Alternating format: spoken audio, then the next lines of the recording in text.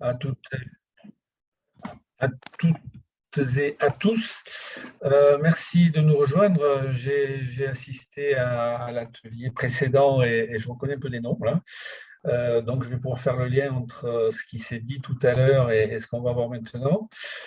Ce qu'on va voir maintenant, avant de vous le dire, je vais me présenter, même si c'était inclus dans l'invitation. Je m'appelle Patrick Vianès, je suis conseiller en organisation du travail à la PFRH Provence-Alpes-Côte d'Azur.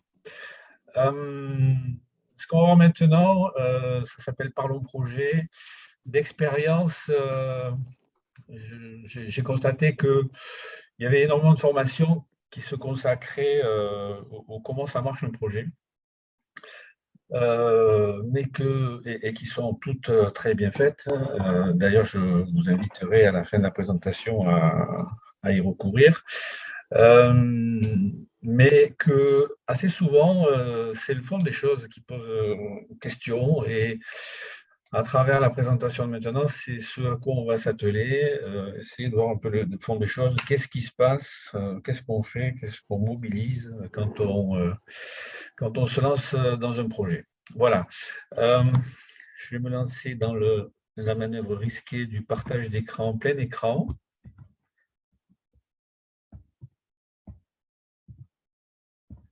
Est-ce que c'est correct pour tout le monde? C'est bon, Patrick. Merci.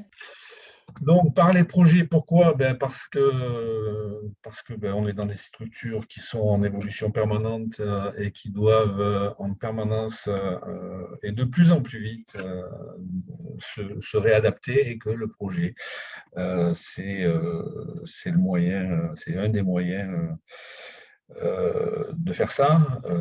Il y a beaucoup de notions de projets, hein, les projets classiques et les projets agiles. Il y a énormément de façons d'aborder le sujet.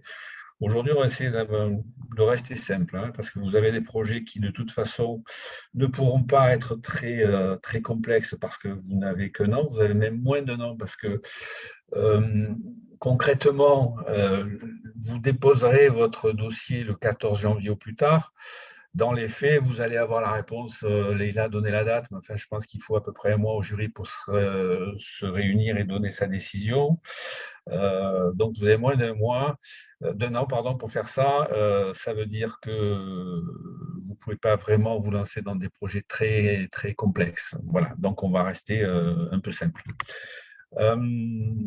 Derrière ça, derrière la notion de projet, il y a quelques effets induits qu'il est bon de prendre en compte, de savoir, enfin vous les savez, mais on va essayer de les voir les uns après les autres.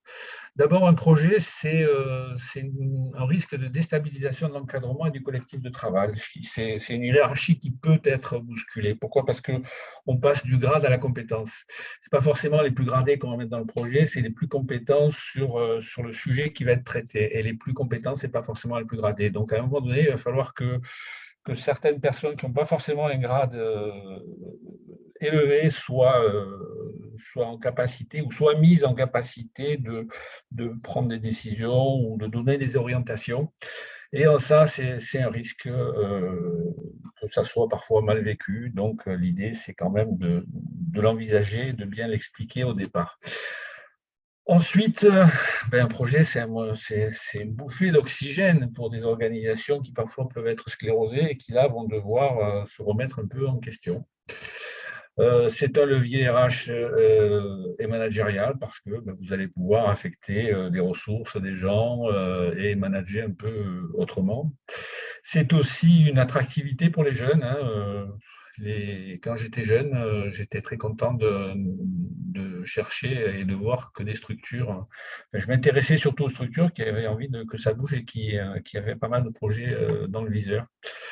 C'est un mode de formation, c'est un mode de formation sur le tas et quelque part en accéléré.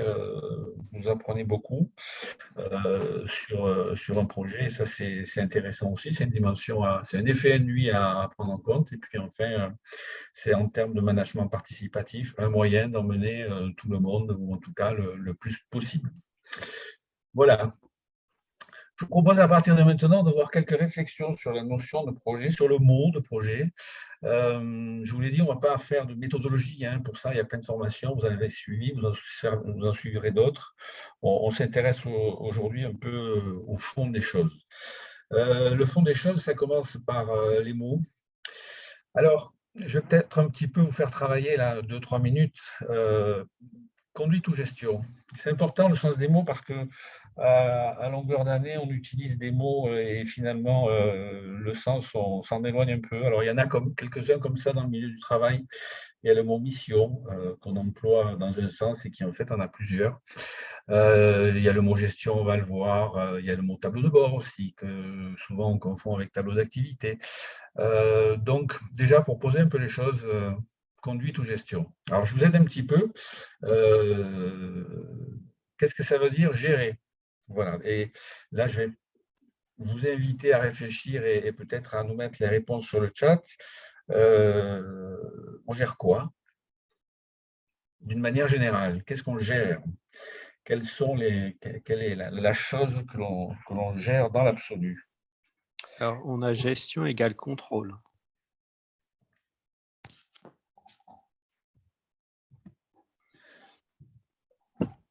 Organiser, coordonner, maîtrise des risques, suivi de procédures, planifier,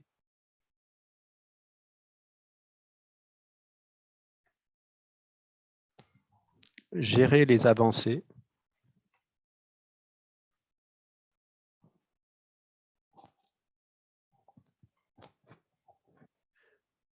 toujours la notion d'organisation. Oula, ça va très vite là. Gestion de l'humain, la responsabilité, le manager. On suit le déroulement des aléas.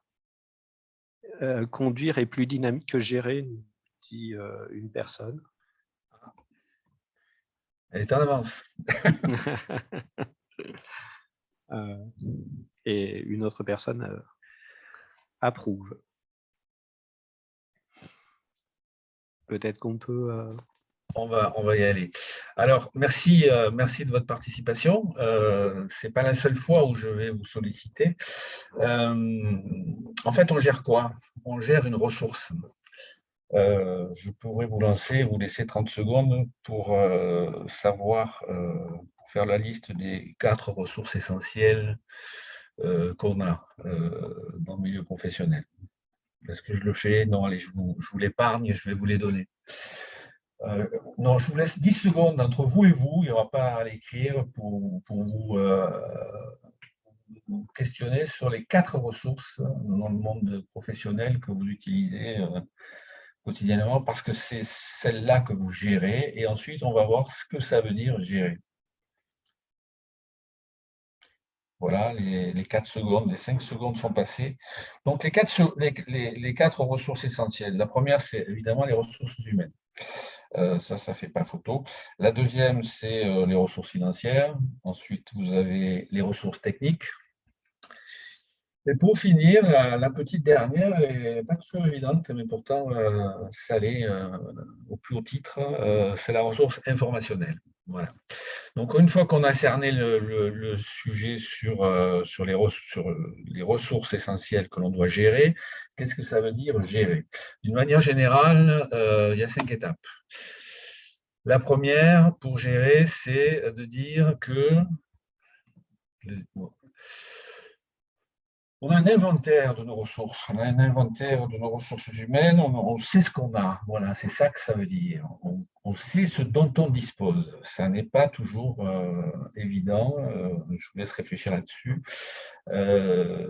Voilà, une ressource, on sait de ce dont on dispose et on le sait tout le temps et quasiment en temps réel. On sait ce qu'on a en termes de ressources humaines. On sait ce qu'on a en termes de ressources financières, techniques et informationnelles. Voilà. Deuxièmement, une fois qu'on sait ce qu'on a, on fait tout pour le protéger, on le sauvegarde. Ça vous parle en termes de ressources informationnelles, mais la conservation des compétences critiques, c'est aussi gérer, ça veut dire sauvegarder ce qu'on a. Donc, inventorier, sauvegarder. Ensuite, ça veut dire veiller. C'est la troisième phase de la gestion, veiller. Ben, voilà ce que j'ai, mais je vais voir, et c'est le fameux benchmarking, ce qui se fait ailleurs, dans les domaines qui m'intéressent de la gestion de ces 4 ressources. Une fois que je sais ce que j'ai, que je l'ai protégé, que je veille à ce qui se fait d'une manière générale, j'évalue pour savoir s'il y a lieu que je fasse évoluer l'affaire ou pas. Et puis, ben, si oui, ben, j'optimise. Voilà. Donc, dans la gestion des ressources, il y en a 4. Et sur les 4, la, la décomposition des mouvements, si j'ose dire, c'est celle-là. Vous voyez qu'à partir de là, des expressions comme gérer sa vie ou gérer ses sentiments, pour moi, hein, ça tombe, mais je vous laisse voir pour vous, pour moi, ça tombe un petit peu à côté. Donc, merci beaucoup de vous être prêté à l'exercice. Et puis, bravo à celles ou ceux qui ont considéré que conduite était plus adaptée. C'est un choix sémantique, hein, mais quand même, ça a une importance, on va le voir, parce qu'effectivement, il vaut mieux parler de conduite de projet.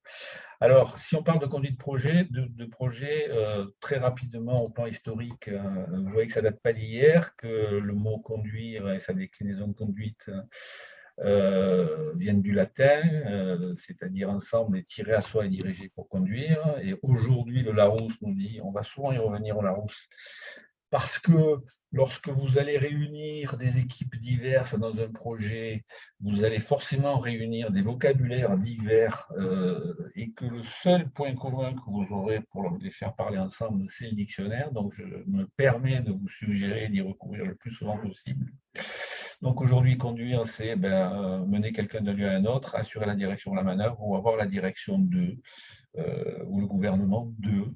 Puis la déclinaison conduite, c'est l'action ou la manière de conduire ou de diriger quelqu'un ou quelque chose. Voilà, j'ai été un peu précis dans les définitions historiques, c'est parce que vous aurez, c'est pas pour les aborder maintenant, mais c'est parce que vous aurez des diaporamas. Donc, conduite de projet, c'est manière de diriger. Projet maintenant, si on essaie un peu de décortiquer le mot, il vient de projection, et projection est issu du latin pro, qui veut dire devant, et icere, qui veut dire lancer, jeter, ce qui veut dire que projet, c'est faire un projet, c'est lancer devant. Alors, je vais à nouveau vous faire un petit peu travailler. Lancer devant, c'est lancer quoi et dans quoi. Voilà, donc si vous avez 2 petits mots à répondre, le premier c'est lancer quoi et le deuxième que vous pourriez mettre dans le chat c'est dans quoi. Vous avez 3 minutes, on se donne? Oui, 2 minutes peut-être. Oui, 2 minutes, allez. Oui. Alors, on lance des idées. Merci. Des actions et des idées encore. Et on les lance dans quoi? Dans l'avenir.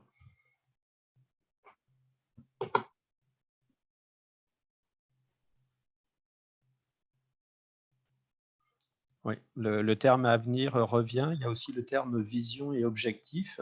Des bouées à la mer, c'est joli ça. Des bouées, oui. Il y a la notion de temps aussi et de projection. Une vision, projection, c'est vraiment les termes qui reviennent le plus fréquemment. À venir, ok. Alors, merci beaucoup des objectifs. Merci. Alors, en fait, lancer devant, on va lancer une idée, bravo. Et on va la lancer dans quoi? On va la lancer dans le temps. Voilà, vous avez dit l'avenir, c'est dans le temps. Donc, vous lancez une idée dans le temps. Et là, vous avez le point crucial de la conduite de projet et de la notion de projet.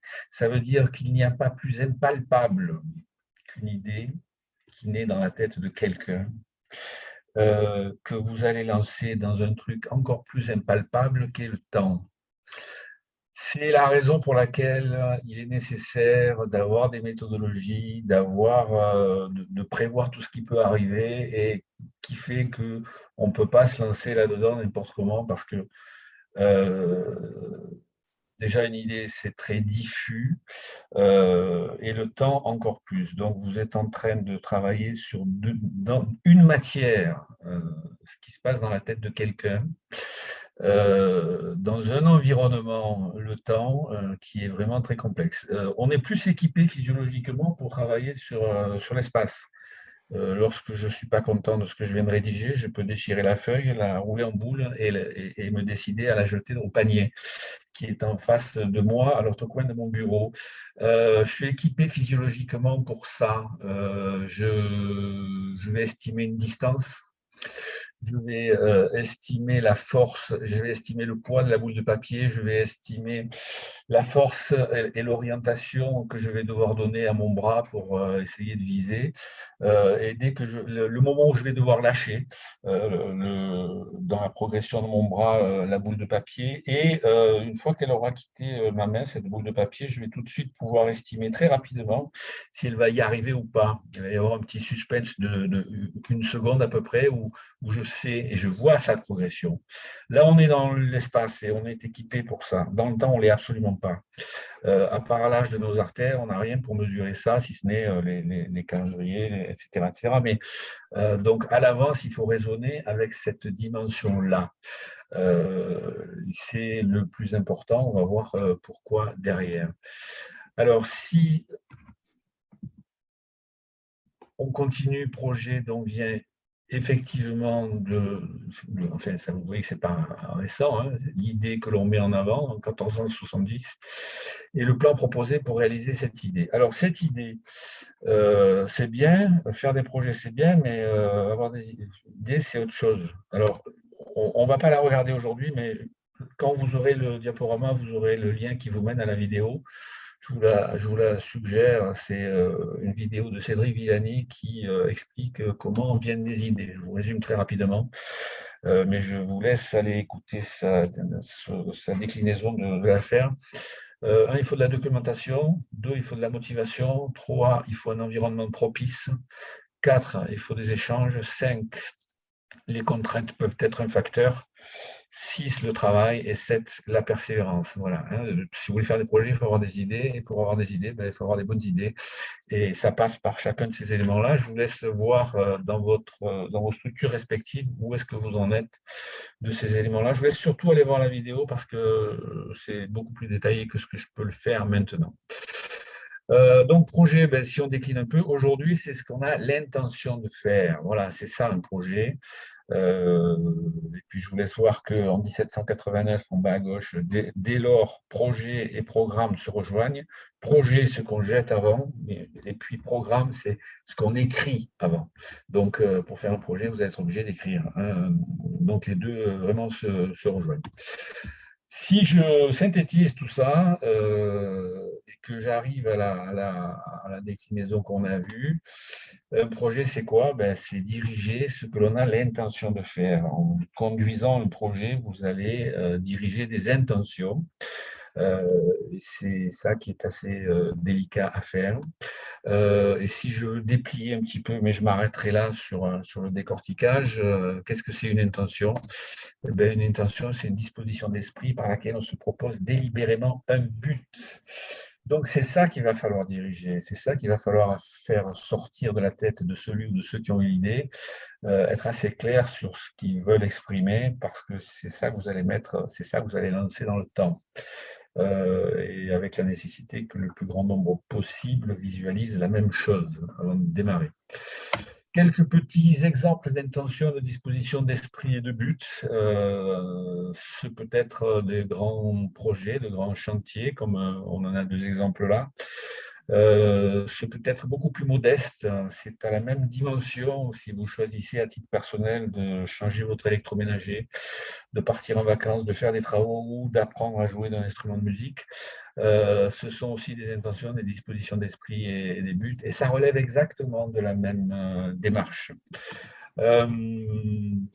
J'en ai une qui m'est un peu chère. Dans les années 25, voilà un exemple d'intention, de disposition d'esprit et de but. C'est une famille qui vient d'arriver à Ellis Island, au large de New York, et qui vient de remplir les formalités, qui attend que le bateau vienne la chercher.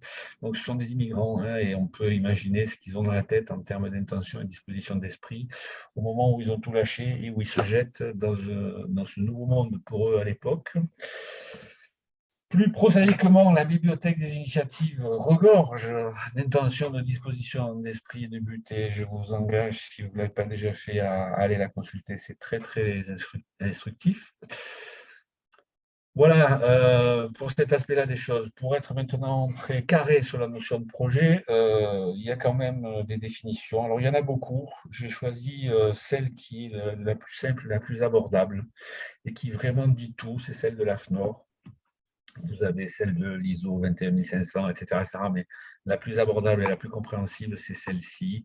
Un projet est une démarche spécifique qui permet de structurer méthodiquement et progressivement une réalité à venir. Un projet est défini et mis en œuvre pour élaborer une réponse aux besoins d'un utilisateur, d'un client, d'une clientèle. Il implique un objectif et des actions à entreprendre avec des ressources données. Voilà, je vous ai fait la lecture. Les points clés, méthodologie et planification.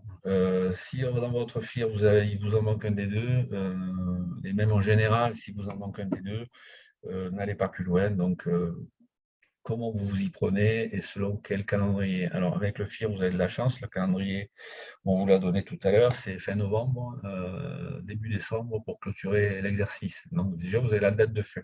La méthodologie, à vous d'être le plus clair possible. Une réponse aux besoins d'un utilisateur, ça veut dire qu'il faut l'avoir identifié d'un client ou d'une clientèle, et puis des objectifs et des actions à entreprendre avec des ressources données, là aussi.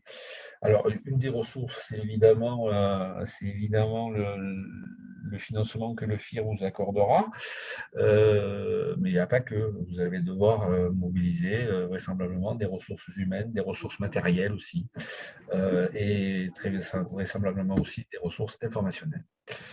Voilà, je vous remets à contribution, décidément. Hein.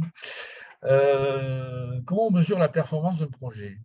Alors là, vous êtes un peu aidé. Je vous le souffle au cas où. Il y a 3 points essentiels qui vous permettent de dire, de mesurer la performance de votre projet. Est-ce que je peux vous laisser 30 secondes, une minute pour...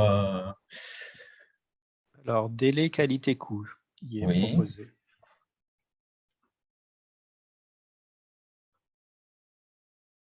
D'autres propositions?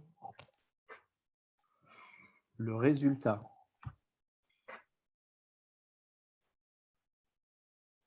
L'adhésion, la faisabilité, des indicateurs, la satisfaction du bénéficiaire, l'atteinte, le suivi.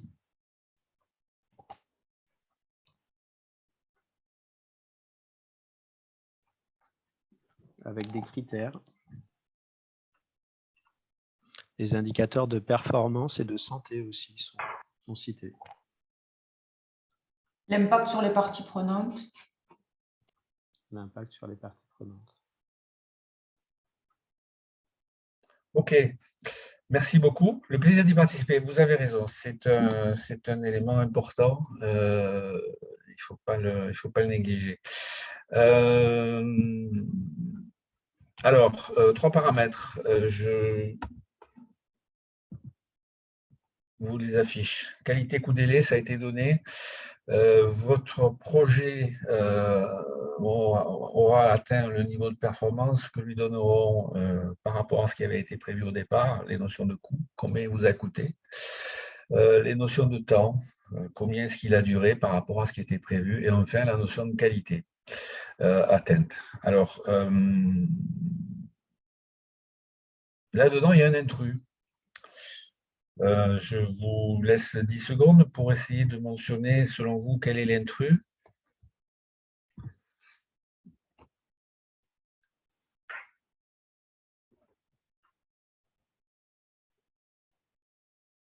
Moi, je dirais la qualité. Merci. Parce que c'est ça. La qualité, tout le monde est d'accord. Merci beaucoup. Pourquoi la qualité? Parce que coût et délai ont un gros avantage. C'est qu'ils se mesurent d'une façon incontestable. Un jour, un mois, un an, c'est un jour, un mois, un an. Le 27 mars, c'est le 27 mars partout sur la Terre. Et quant au coût, 1 euro, c'est 1 euro, 10 000 euros, c'est 10 000 euros, où vous soyez sur la Terre. Voilà. Donc là, ça ne souffre pas de contestation. Par contre, le niveau de qualité que vous allez atteindre, on y revient tout à l'heure, il s'agissait de faire venir, de transformer en réalité des dispositions d'esprit.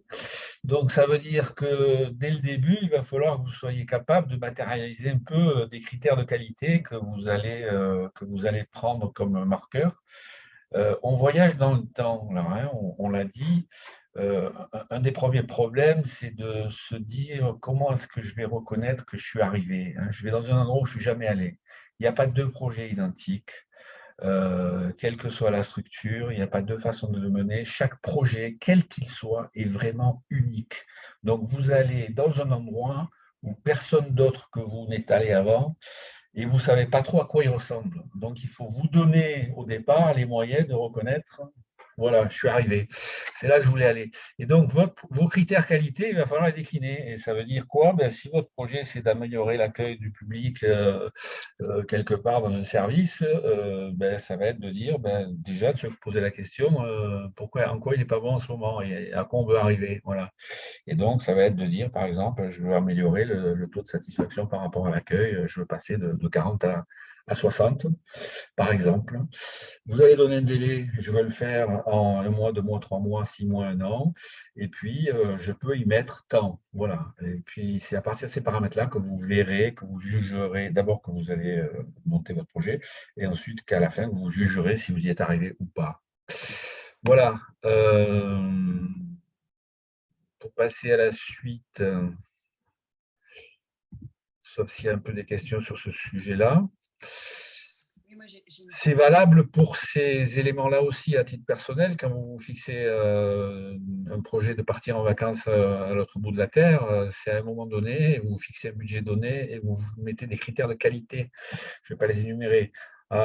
Et puis vous allez pouvoir jouer sur les uns et sur les autres. Si vous voulez apprendre un instrument de musique, soit vous êtes très pressé parce que vous avez posé un défi et alors vous allez forcer beaucoup sur le coût et le niveau de qualité et vous allez être très court en délai, soit vous le faites pour vous amuser et à ce moment-là, le délai, ce n'est pas du tout un problème et le coût, vous allez du coup peut-être le minimiser. Le niveau de qualité, c'est vous qui voyez, c'est votre plaisir en fait. Et on revient à la notion de plaisir qui a été évoquée tout à l'heure. Voilà. Ces trois dimensions-là, quel que soit le type de projet, qu'il soit professionnel ou personnel, vous les retrouverez. Le problème quand on aborde des sujets tels que l'électroménager, etc., c'est que les critères de qualité, ils ont été prémâchés pour vous. C'est en fonction de ça qu'ont été inventés les appareils, en fonction des critères de qualité souhaités d'une manière très générale. Voilà. Très rapidement, le déroulement d'un projet, comment on s'y lance en partant de Molière qui disait dans Tartuffe que le chemin est long du projet à la chose. La première chose, c'est une volonté de réalisation, hein, on l'a dit, et c'est la motivation. C'est ce qu'on a vu, quelle intention, quelle disposition d'esprit il y a au départ du projet. Voilà, ça, il faut vraiment, vraiment creuser la chair et en être très sûr. Et l'être à plusieurs en plus. Ensuite, il y a une analyse de l'environnement. Ce que je projette, est-ce que c'est faisable techniquement? Est-ce que les ressources existent? Est-ce que vraiment très, très directement, est-ce qu'on peut déjà dire oui, c'est faisable ou alors est-ce qu'il y a un peu des doutes parce qu'on n'a pas les moyens, parce que c'est peut-être pas faisable techniquement. Il faut vraiment se poser la question au départ avant de se lancer. Et la deuxième question importante, c'est est-ce que c'est opportun? Est-ce que c'est le moment de faire ce projet? Parce qu'un projet, il ne vient pas comme ça tout seul, hein, il s'inscrit dans un ensemble, c'est-à-dire la vie de la structure.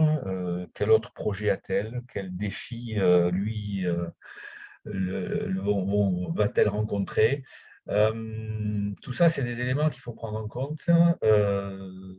qu'est-ce qui va se passer si c'est le FIR, par exemple, d'important entre février et décembre 2022 pour ma structure, qui ferait en sorte que les ressources que j'envisage de mobiliser en termes de ressources humaines soient peut-être prises par ailleurs ou moins facilement mobilisables ou au contraire très disponibles. Voilà. La notion d'opportunité, elle est vraiment extrêmement importante. Il y a des projets, vous devez les faire à un moment donné. Il y a des projets, il faut qu'ils soient finis à une date précise parce qu'ils conditionnent le déclenchement d'autres opérations. Il faut vraiment bien voir ça. On ne peut pas se lancer n'importe comment. Ensuite, il y a la définition de l'objectif, que ça, c'est le cahier des charges. Comment je peux y mettre, dans combien de temps il faut que ça se passe et puis quels critères de qualité je mets. Il y a souvent plusieurs solutions à un projet qui vont favoriser soit le coût, soit la qualité, soit le délai. Vous avez besoin que ça se fasse vite. Du coup, ça risque d'être un petit peu plus cher. Est-ce que vous pouvez le faire ou pas? Il va falloir jouer sur ces 3 critères et chacune des solutions favorisera un ou plusieurs de ces critères. À vous de choisir. Une fois que c'est choisi, vous allez lancer le projet, c'est-à-dire vous allez choisir une de solutions, la A, la B ou la C, et puis vous allez la mettre en œuvre. Les mettre en œuvre, vous n'avez pas encore commencé. Mettre en œuvre, ça veut dire mobiliser les ressources. Vous avez reçu le financement du FIR.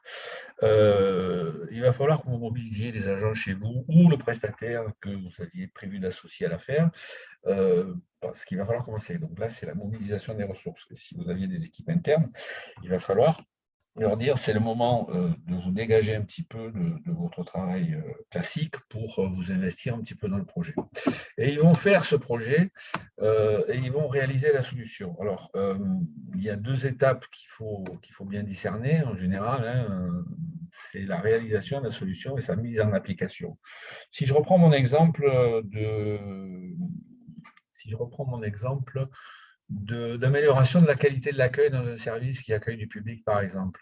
Et si votre projet consistait pour passer de taux de satisfaction de 40 à 60 à refaire la signalétique, former un certain nombre de personnes à l'accueil, tout ça, vous allez le faire, j'oserais dire, à blanc et dans un coin. Vous ne le mettrez en application que lorsque vous serez prêt ou certain que tout fonctionne. Vous ferez quelques essais, mais ce qui veut dire quoi? Ce qui veut dire que pendant que vous travaillez à la solution, dans la mesure du possible, vous ne touchez rien à l'existant. Parce que vous avez déjà pris des ressources dans cette existence et en plus vous allez commencer à bousculer les habitudes de travail en n'étant pas trop sûr de votre coût, ça va être un peu compliqué pour tout le monde. Donc vous ne transférez aux utilisateurs, encore une fois dans la mesure du possible, mais c'est assez souvent possible, que lorsque on est certain du coût. Voilà, pour ne pas perturber trop les autres utilisateurs du service qui vont se voir imposer des essais, des retours en arrière, etc. etc. Ensuite, c'est l'évaluation qui est d'autant plus pratique et faisable et facile que si vous avez au départ fixé avec précision ces éléments-là. Et puis enfin, c'est le suivi et la maintenance. 3 grands secteurs de compétences. D'abord, les méthodes et les outils, les pertes, les gains, les arborescences. Alors, vous ne perdez pas dans les outils, ça dépend un peu de la nature des projets que vous allez mener. Il y en a qui exigent des outils un peu pointus, il y en a d'autres pour lesquels des trucs assez simples peuvent suffire. Sociologie, innovation et changement, vous allez toucher un peu aux habitudes, vous allez toucher un peu façon de faire, aux représentations beaucoup. Et donc, ça, il ne faut pas y aller avec des gros sabots. Et ensuite, technique en apport, une compétence technique en apport avec le domaine d'action du projet. Vous avez besoin d'une culture du sujet. Vous n'avez pas besoin d'en être spécialiste du tout. Les spécialistes, ce sont les ressources que vous allez mettre dans le projet. Vous avez besoin de connaître un peu le sujet. Ce qui veut dire quoi? C'est que ces 3 éléments-là, un projet, c'est une petite entreprise.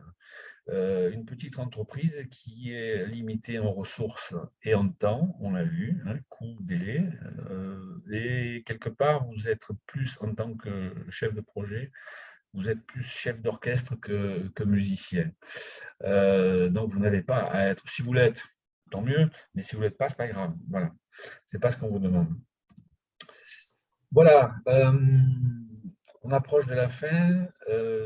Si je vous propose la définition suivante, entreprise comportant des difficultés, une grande part d'inconnus, parfois des aspects extraordinaires à laquelle participent une ou plusieurs personnes. Est-ce que vous pensez que ça peut répondre à la dimension projet? Je vous laisse réfléchir entre vous et vous.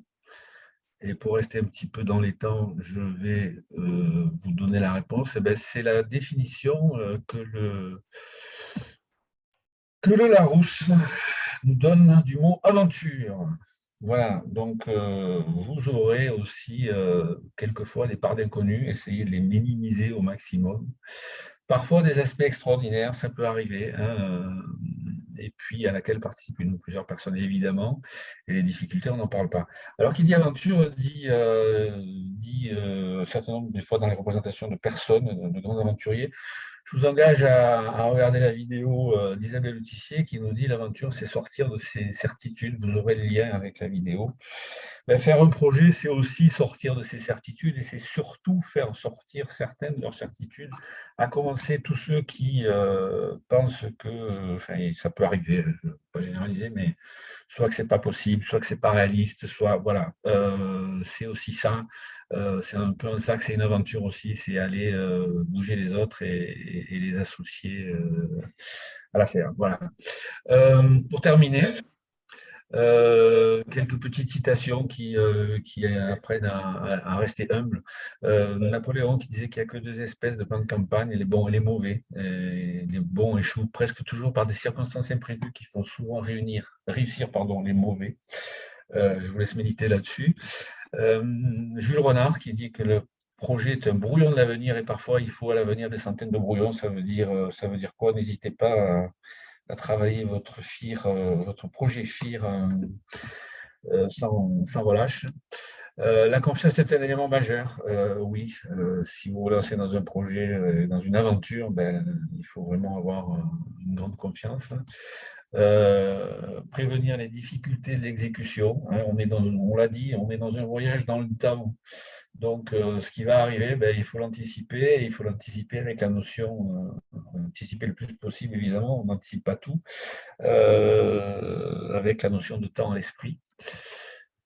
N'est-ce pas dans le rêve que naissent la plupart des projets qui en valent la peine? René Lévesque, oui. Un projet, à départ, c'est un rêve, hein, on l'a vu, c'est une idée, c'est une intention, et puis un jour, ça finit par se réaliser. Aller dans la Lune, c'est resté pendant des millénaires un rêve. Et puis un jour, ça a fini par se faire. Et un rêve très répandu sur la planète. Une petite impatience ruine un grand projet. Confucius savait déjà que c'était méthodologie et planification. Donc, vous avez une planification, il va falloir vous y tenir. Et puis enfin, la dernière, ma préférée, c'est certainement mes cheveux blancs et rares. La vie, c'est le truc qui passe pendant qu'on multiplie les projets. Je vous laisse là aussi méditer là-dessus.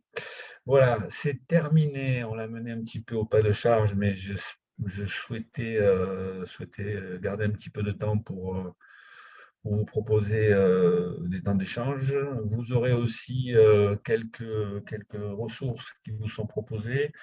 Même si Internet regorge de sites, le livre a encore toute sa place. Donc, vous avez pas mal de librairies là, qui vous proposent des collections spécialisées, des ouvrages spécialisés dans le projet, dans la gestion, etc. Vous avez évidemment Saphir qui va vous proposer des tas de formations à la gestion de projet, ou à la conduite de projet, pardon, ça y est, j'ai dérapé. J'ai failli faire une sans faute.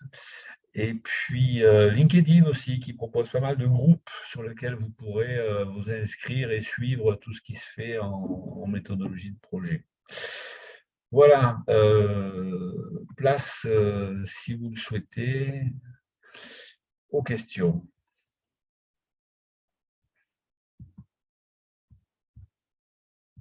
Ou aux observations. Alors, qui veut se lancer?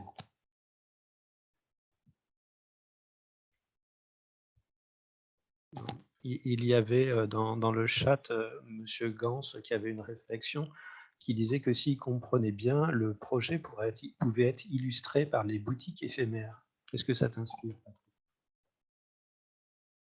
Qu'est-ce qu'on entend par boutique éphémère? Pardon, je ne suis pas au courant de tout encore, mais… Sébastien Gans, peut-être? Oui, oui, alors j'ai activé le micro. En fait, je pensais, si vous m'entendez, je pensais aux points de vente éphémères, vous savez, qui peuvent se créer pour 2 à 3 mois avec des collections spécifiques ou des micro-collections qu'on peut appeler micro-capsules. Je ne sais pas si je suis clair dans ce que je décris. Oui, oui, tout à fait. Oui, ben, c'est une sorte de projet. Oui, on se donne un temps donné, on est décidé à investir tant. Et on estime et on escompte que ça va rapporter tant. Voilà, c'est une sorte de projet aussi. Et il y a aussi un autre intervenant qui souhaitait revenir sur la planche que vous aviez présentée sur les étapes, je crois, du projet. Et Alors, merci beaucoup pour votre intervention. mais c'est moi qui vous remercie.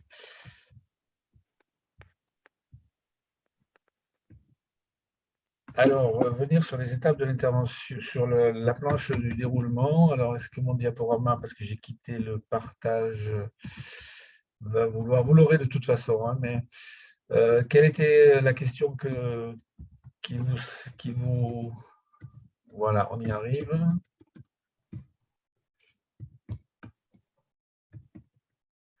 Voilà, c'est celle-ci. Là, on ne voit plus les écrans bouger. Je pense, a priori, c'est Vebram qui a posé la question, donc je lui cède la parole.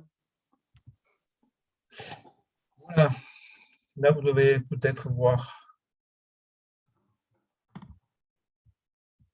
Bonjour à tous. Oui, je voulais savoir ce qu'on entendait par objectif dans le menu déroulant, justement déroulement donc du projet. Qu'est-ce que vous mettez derrière ce mot?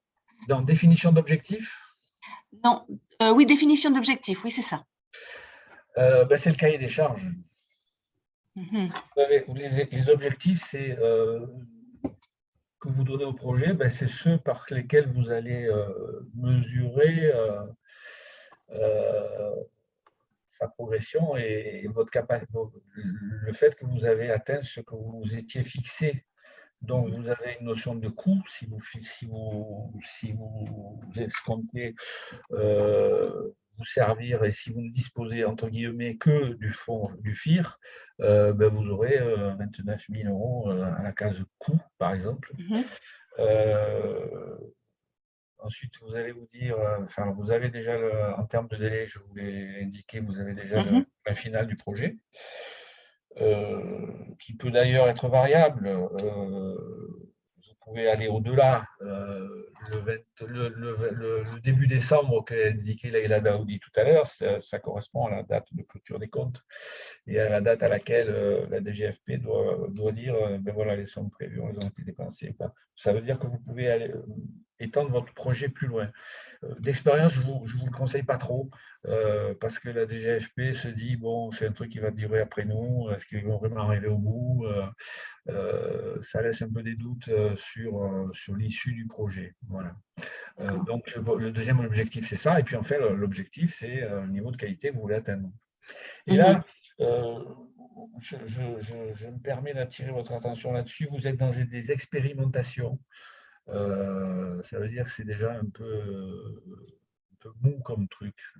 Qu'est-ce que vous voulez prouver par cette expérimentation? C'est ça qu'il faut que vous arriviez à traduire dans le niveau qualité.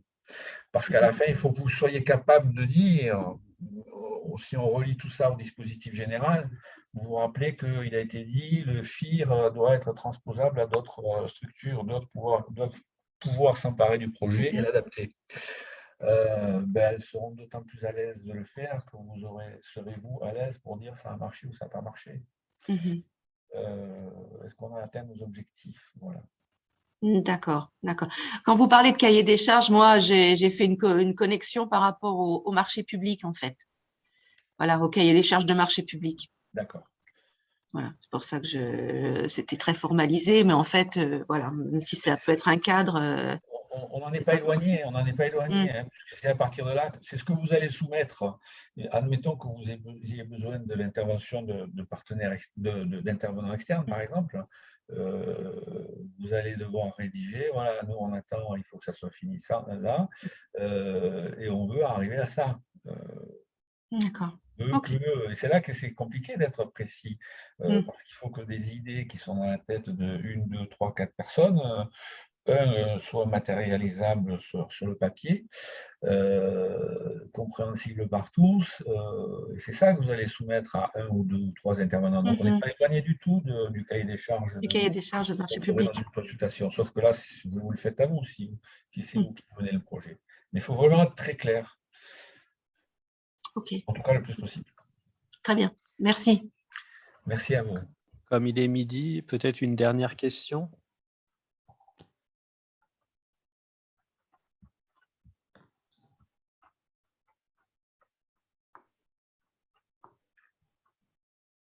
Pas de dernière question?